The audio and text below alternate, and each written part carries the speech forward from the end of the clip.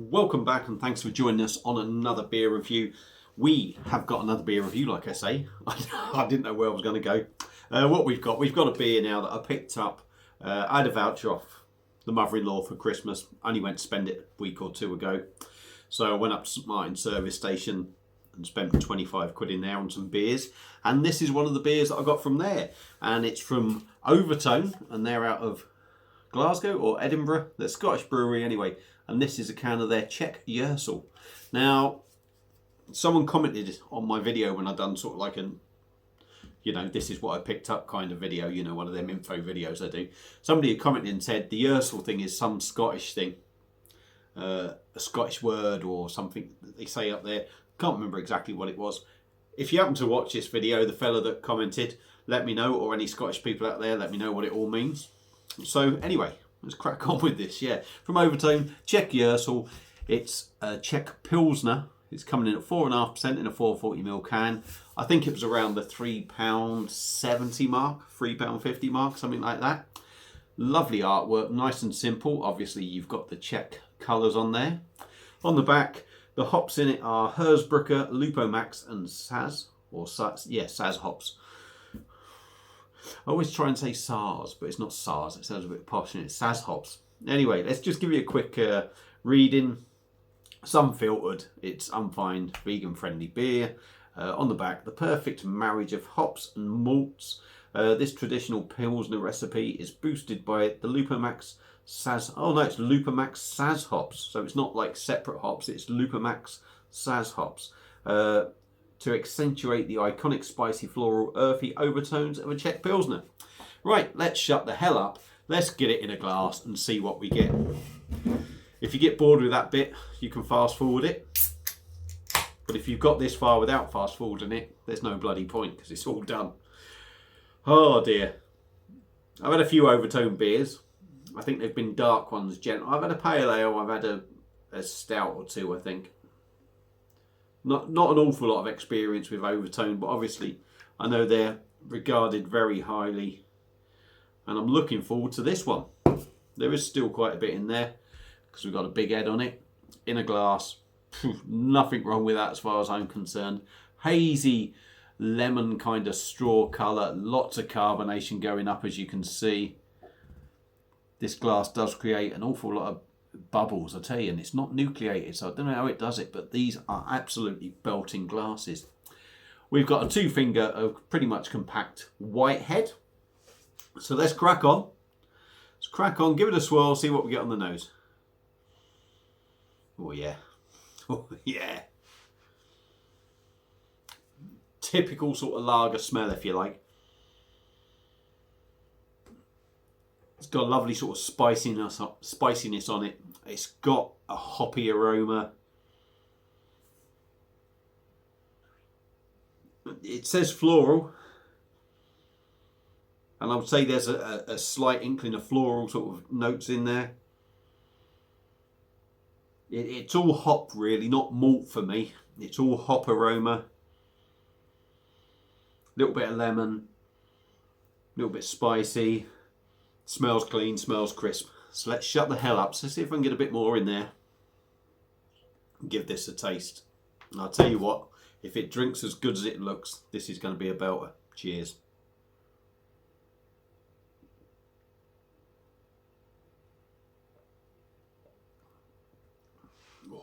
Oh yeah. That is a good lager. Forget your fucking Carlins, your Fosters and all that bollocks. This is a lager. This resembles, it's supposed to be a Czech Pilsner. It resembles a Czech Pilsner. It resembles a German lager, a German Pilsner. It's got everything in there. Let's top it up again and crack on with this review. Right.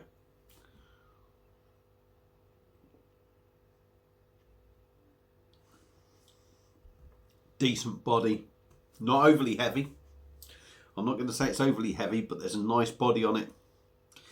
A little bit bready as well in the body and in the feel, if you like. Carbonation, there is quite a bit there, but it's not. Again, it's It's not just full of bloody air. It's nice carbonation.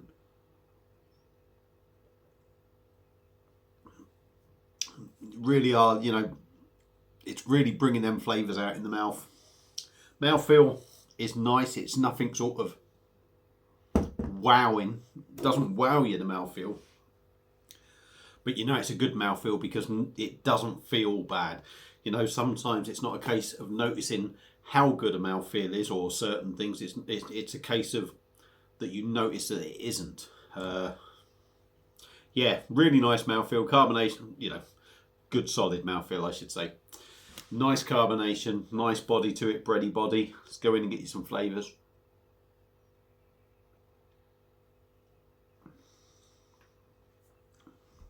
A little bit lemon on the front, spiciness kicks in.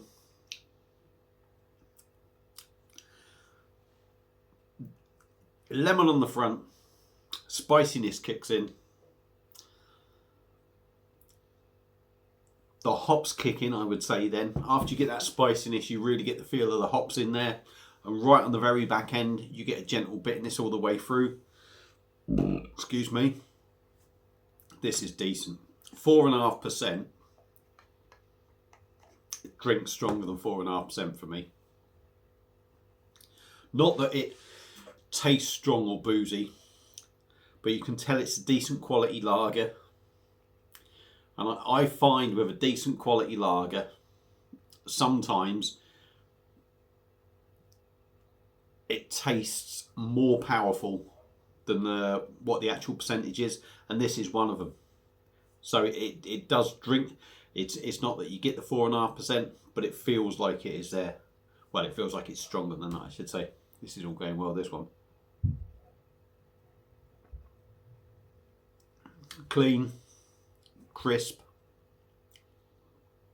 very drinkable. Yeah, that's a decent beer. You know what I mean? Like I say, the 4.5%, you don't get it in as in sort of like feel it, but it just feels like maybe a lager that's sort of like 5.5% because it's got balls about it. Excellent beer, excellent beer. Is it worth?